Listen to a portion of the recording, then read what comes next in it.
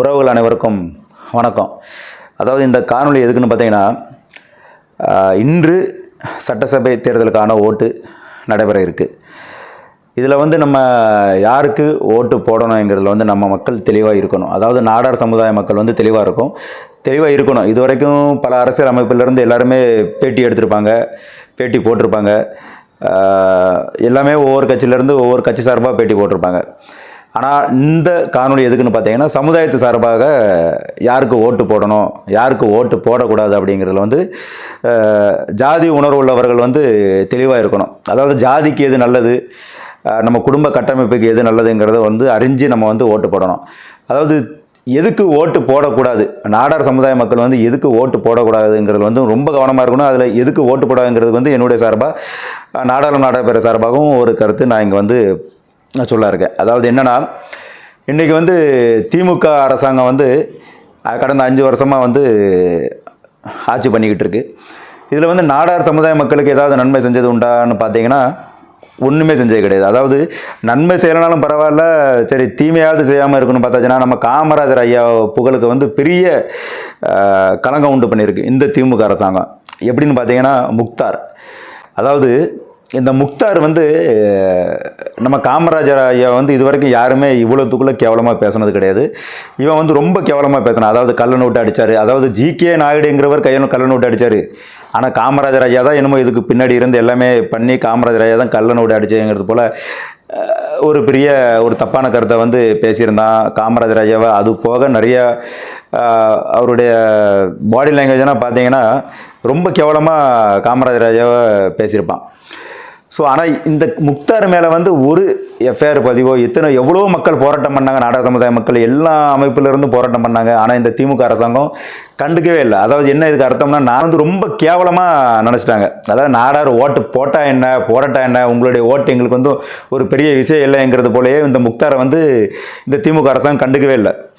முக்தாருக்கு ஆதரவாக தான் செயல்பட்டுச்சு. என்னமோ அவங்களுக்கு முஸ்லீம் ஓட்டு தான் தேவைப்பட்டிருக்குமா இருக்கும்னு நினைக்கிறேன். ஏன்னா நாடார் ஓட்டு போடலனா கூட இவங்களுடைய வெற்றி பாதிக்காது அப்படிங்கிற பார்வையில் தான் இவங்களுடைய போக்கு இருந்துச்சு. இது ஒரு பெரிய காரணம் திமுகவுக்கு ஓட்டு போடக்கூடாதுங்கிறது. இன்னொரு காரணம் நீங்கள் என்னென்னு பார்த்தீங்கன்னா, அதாவது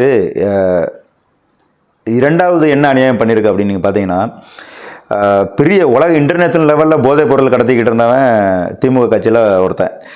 ஸோ அவனெல்லாம் ஒன்றுமே பண்ணலை. அதை இவ்வளோ பெரிய போதைப் பொருளை தமிழ்நாட்டுக்குள்ளே கொண்டு தமிழ்நாடு ஃபுல்லாக பரப்பின அவனும் ஒரு முஸ்லீம் சமுதாயத்தை சேர்ந்தவன் தான். அதுக்கு அமீர் உறுதுணையாக இருந்தவன்.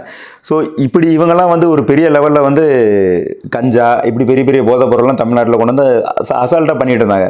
ஆனால் சாதாரண ஒரு கல் இறக்குனதுக்கு ஒரு பெரிய கொலை குற்றம் மாதிரி அவர் கல் கூட இறக்கலை. அவர் ஒரு பாவியம் குடும்பத்திலேருந்து விருந்தாலாம் வந்திருக்கேன்னா பயணிக்காண்டி இறக்கியிருக்காங்கன்னு நினைக்கிறேன். அது ஒரு பெரிய கொலை குற்றம் மாதிரி துப்பாக்கி வச்சு சுட்டு அந்த குடும்பத்தையே நிலக்குலையே வச்சிட்டாப்புல. ஸோ இப்படி இது ஒரு பெரிய குற்றமாக நாடார் சமுதாயம் இதை பார்க்கணும். இது கல்லுங்கிறது ஒரு போதைப் பொருள் கிடையாது அப்படிங்கிறது எல்லாத்துக்கும் தெரிஞ்சும் இந்த திமுக அரசாங்கம் இப்படி பண்ணியிருக்குன்னா, இதெல்லாம் ஒரு நாடார் மக்களை அவன் ஒரு பொருட்டாகவே மதிக்கலைங்கிறது தான் இது அர்த்தம். அதாவது மூணாவது என்ன ஒரு பெரிய நாடார் சமுதாயத்துக்கு எதிராக ஒரு தீங்கு பண்ணியிருந்தாங்கன்னா, இந்த கனிமொழியை முதல்ல நம்ம மக்களை செருப்பால் அடிக்கணும். அதாவது கனிமொழியை ஒரு சீஃப் கெஸ்ட்டாக நாடார் மகாஜன சங்கம் அழைப்பு கொடுத்துருக்குன்னு நினைக்கிறேன். ஸோ அங்கே என்ன பேசுகிறாங்க இந்த அம்மா, அதாவது நாடார் மகாஜன சங்கத்தில் இருக்கிற நாடாரை அழிக்கணுமா. எப்படி இருக்கு பாருங்க கதைக்கிற. அதாவது நம்ம குடும்ப கட்டமைப்பு, அதாவது நம்ம குடும்ப பேர், அதாவது இன்றைக்கி நம்ம பேரில் நாடார்னு இருக்குன்னா அது நம்மளுடைய குடும்ப பேர். அதாவது நம்ம முன்னோர்கள் பாரம்பரியமாக பின்பற்றி வந்த பேர் தான் இன்றைக்கி நம்ம பேரில் சேர்த்துருக்கோம். அதை இன்றைக்கி இவங்களுக்கு பணம் காசு வந்ததுனால இவங்களுக்கு அந்த குடும்பம் குலம் கோத்திரம் இல்லைங்கிறதுனால நம்மளை அந்த குலம் கோத்திரம் இல்லாமல் ஆக்கிறதுக்காக நம்ம பேரில் அந்த பேரை சேர்க்கக்கூடாதுங்கிறதுக்காக இப்படி ஒரு சதித்திட்டம் நடக்கும் இந்த திராவிட அரசாங்கம் இப்படி பண்ணிக்கிட்டு இருக்கு. ஆனால் மேம்பாலத்தில் ஜி.கே. நாயுடுன்னு பேர் வச்சுருக்காங்க. அந்த ஜி.கே. நாயுடு மட்டும் இருக்கணுமா. இதிலிருந்து என்ன தெரியுதுன்னா, தமிழ் குடியை இந்த தமிழ்நாட்டில் இருக்கக்கூடாது. இதுதான் இவங்களுடைய திட்டம். தமிழ் குடியை அழித்து தெலுங்கு குடியை கொண்டு வரணும் தான் இவங்களுடைய பெரிய சதி திட்டமாக இருக்குது. இதை தமிழ்நாட்டு மக்கள், நாடார் மக்களும் சரி மற்ற சமுதாய மக்களும் புரிஞ்சுக்கிடணும். ஸோ இது ஒரு காரணம் திமுகவுக்கு ஓட்டு போடக்கூடாது.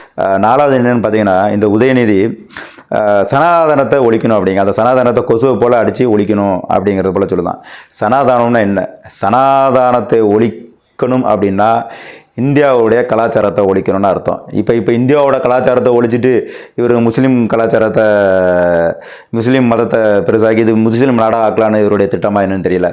ஸோ இப்படி நிறையா பேசிக்கிட்டே போகலாம் திமுகவுக்கு. அதனால் திமுகவுக்கு வந்து நீங்கள் எந்த ஒரு காரணத்தை கொண்டு நாடார் சமுதாயம், பொதுவாக ஜாதி அமைப்புகள் எல்லாம் ஜாதி அமைப்புகளாக இருக்கட்டும், தேவர் ஜாதி அமைப்புகள், கவுண்டர், செட்டியார், கோனார், வன்னியர், தேவேந்திரர், பறையர் எல்லாமே இது ஒரு வந்து இந்த நம்மளுடைய அடையாளமே இந்த குடி தான். இந்த குடி பேர் தான் நம்மளுடைய அடையாளமே. ஸோ இதெல்லாம் ஒழிக்கணும் அப்படின்னு சொல்கிறது தான் இந்த திமுகவுடைய ஒரு பெரிய கொள்கை. இதெல்லாம் ஒழிச்சிட்டு தமிழர்களே இல்லாமல் ஆக்குறது தான் இவங்களுடைய பெரிய கொள்கை. இதை வந்து அறிவுள்ளவர்கள் திமுகவுக்கு வந்து ஓட்டு போட மாட்டாங்க. இன்றைக்கி நடைபெற சட்டமன்ற தேர்தலில் வந்து திமுகவுக்கு யாருமே ஓட்டு போடாதீங்க. நம்மளுடைய கலாச்சாரத்தையே அழித்து நமக்கு வரலாறே இல்லாமல் ஆக்கிடுவாங்க இந்த திமுக அரசாங்கம்.